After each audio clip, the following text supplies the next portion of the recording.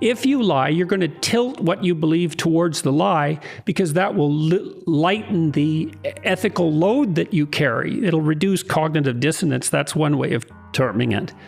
And then you can't keep track of your lies, and so that's a big problem, and they tangle up your thoughts. And then also, let's say a whole bunch of people really like your lie.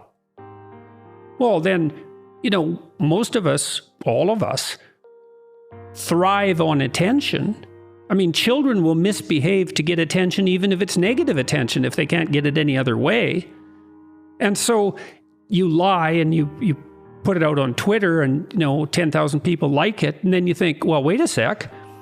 Probably I believe that because look at how positively it was received. And some of that's actually socially positive, right? I mean, if you say something and a lot of people respond to it positively, that might be a good reason for you to think that way a bit more, right? Because the fact that you want social approval isn't only an index of your cowardice, it's also an index of your desire to be productive and to fit in and to have people like you and all of that.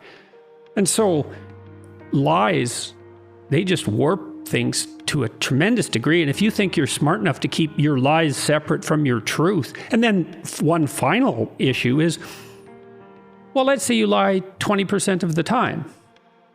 Well, doesn't that mean that you're practicing to become 20% a liar?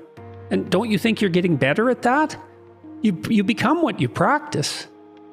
And then don't you think that'll interfere with your ability to distinguish between what you think and what you don't think, first of all, and also your ability to tell the difference between truth and falsehood?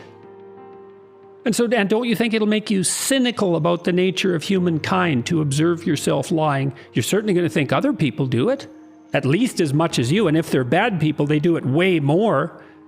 It's just a rat's nest.